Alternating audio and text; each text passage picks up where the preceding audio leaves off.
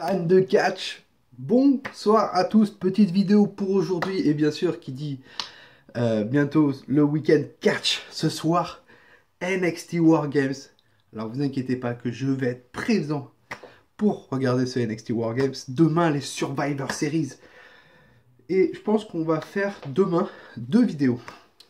Déjà le débriefing du NXT War Games et bien sûr où je vais te dire mes pronostics pour les Survivor Series. Tout d'abord, on va faire le petit review de Friday Night SmackDown. Voilà, on Fox. Ça a été un bon show, je trouve. Très bon show. J'ai regardé un tout petit peu, surtout la fin, parce que le début, je trouvais ça un peu long, un peu chiant. Donc, vraiment, j'ai hâte. Ils mettent un peu le suspense pour les Survivor Series on a eu une invasion de NXT qui ont pris Raw et qui ont pris SmackDown et qui ils ont écrasé, tu vois.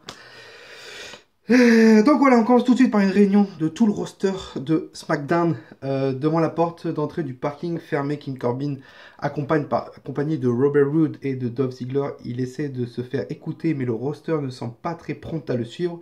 Arrive alors Roman Reigns, de Big Dog, accompagné de lui de Chad Gable et Mustafa Ali. Mustafa Ali qui a repris son nom Mustafa, voilà. Il s'appelait Ali maintenant il se rappelle à nouveau Mustafa Ali. D'un ton très calme, il dit que ce soir est le dernier soir pour montrer ce que vaut réellement SmackDown et qu'ils vont ouvrir les portes pour réserver un accueil chaleureux à leurs rivaux. King Corbin ne sont pas d'accord et pas d'accord d'une discussion s'entame avec Sasha Banks ne vient les couper en disant qu'on n'a pas le temps de parler. Elle s'engage vers le ring accompagnée de ses partenaires. Donc voilà, une petite promo entre tous les catcheurs de SmackDown pour la suite des Survivor Series qui arrivent ce week-end. Et ça arrive à un triple threat match, voilà, parce que Charlotte Flair vient interrompre Sasha Banks et Rhea Ripley aussi, l'ancienne NXT UK Champion. Donc voilà, un triple threat match remporté par la NXT Woman, Rhea Ripley, qui gagne grâce, Charlotte domine Rhea, mais Sasha revient, sort Rhea et attaque Charlotte. Cette dernière compte sur un figure 4 8 leg locks. Rhea revient néanmoins passant en dessous de Charlotte et effectue le tombé sur celle-ci, ne pouvant rien faire étant coincée dans le leg lock. Très intelligent, très intelligent. La team NXT se retire très vite, laissant les deux autres superstars s'expliquer. La team SmackDown termine finalement le débat en renvoyant la team Raw hors du ring.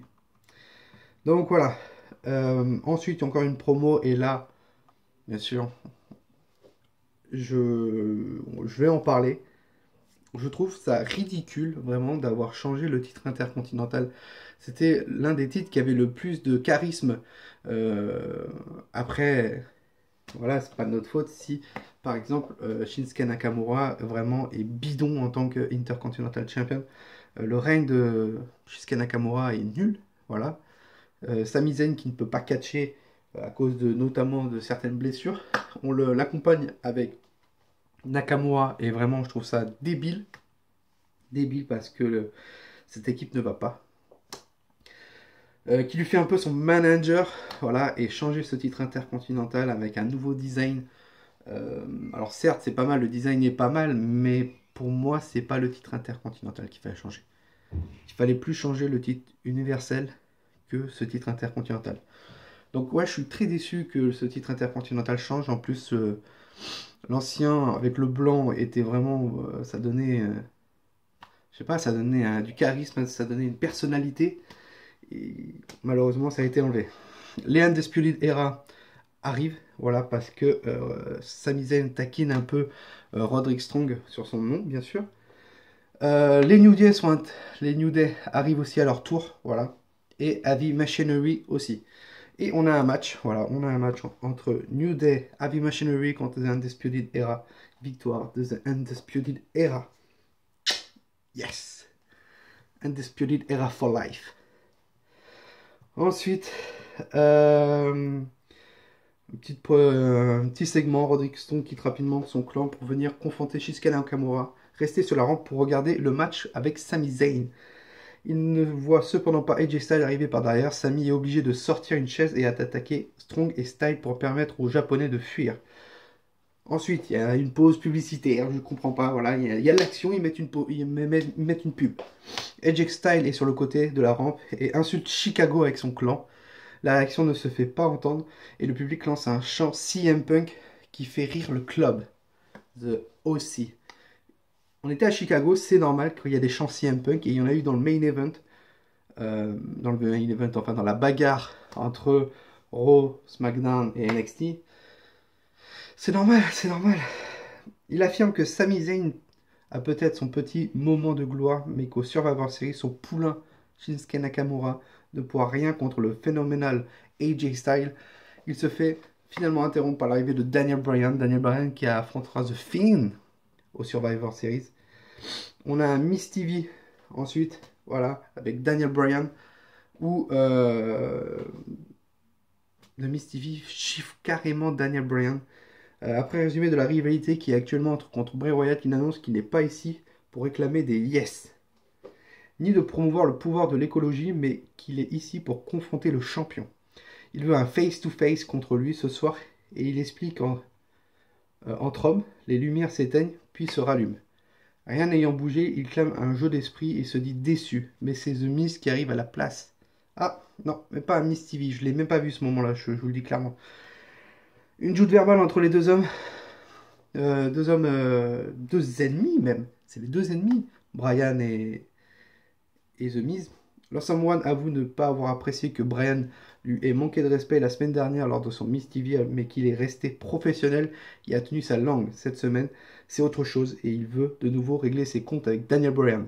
Il affirme qu'il adorait voir le Fiend le faire taire dimanche, mais qu'il veut déjà commencer le travail ce soir. Il met une claque et un match part entre les deux hommes. Alors, est-ce qu'on a insisté à un heel turn de The Miz? Parce que The Miz a été face pendant quelques mois avec la rivalité Shane McMahon, pardon. Est-ce qu'il y a eu un face turn, un heel turn, pardon. Donc, match entre The Miz et Daniel Bryan. Il n'y a pas de match. Pourquoi? Parce que The Fiend est intervenu. Voilà. Après un court moment où le match s'équilibre, Daniel Bryan prend l'ascendant et part sur des yes kicks. Emporté par la foule, The Miz assis par terre dans un coin, il veut répondre son yes movement avec un running knees, mais les lumières s'éteignent lorsqu'elles s'allument. Bien sûr, The Fiend a pris la place du Miz, il se relève et attaque Daniel Bryan avec son Monday Claw. Donc voilà, rivalité avec The Miz, rivalité entre The Fiend et Daniel Bryan qui se confirme. Je trouve ça un peu tard, vraiment j'aurais aimé voir un peu plus la rivalité entre The Fiend et Daniel Bryan évoluer. On est bien parti, oui, Daniel Bryan est bien devenu un face, voilà, mais qui se méfie un peu des fans. Shayna Baszler est arrivée, voilà, comme on l'avait prédit, Bayley, voici qu'il arrive. Shayna Baszler, elle arrive cependant seule, elle appelle Bayley, lui disant qu'elle est chez elle et qu'elle attend son hôte. Bayley arrive par derrière et un combat s'engage entre les deux femmes. Shayna domine la championne bleue. Bayley tente donc de fuir, mais la championne jaune la retient. Elle parvient finalement à l'envoyer dans les barrières et fuit au-dessus de la rampe, tout sourire. Shayna se relève et regarde furieusement Bayley qui prend peur et fuit en coulisses. Ouais, pourquoi pas.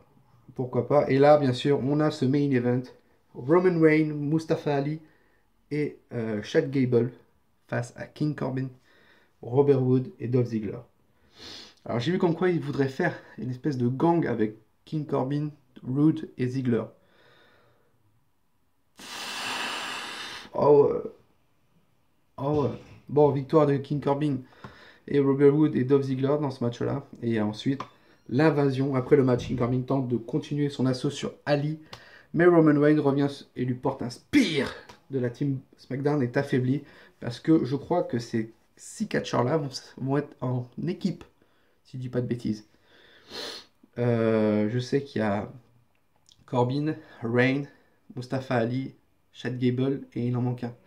Dites-le moi en commentaire qui est le dernier dans la team SmackDown. Voilà, la team SmackDown est affaiblie et Raw qui intervient avec Seth Rollins et le roster de Raw. Après un échange dans les deux anciens du Shield, une bagarre éclate entre les deux. La team Raw intervient et met à terre les intervenants du main event. Braun Strowman et le reste de SmackDown intervient aussi. C'est à ce moment-là qu'on voit une entrée fracassante et vraiment ça c'était vraiment super je trouve. Euh, comme DX avait voulu faire une invasion à la WCW à l'époque.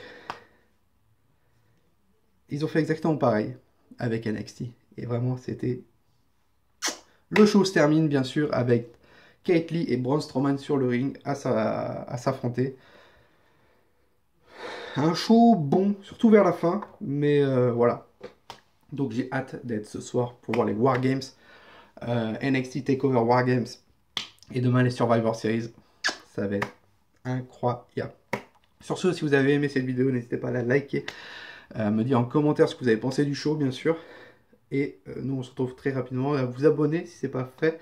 Et nous, on se retrouve dès demain pour la review de NXT TakeOver War Games et bien sûr les pronostics pour les Survivor Series. Passez une très bonne fin de soirée à tous et surtout Nexus for Life.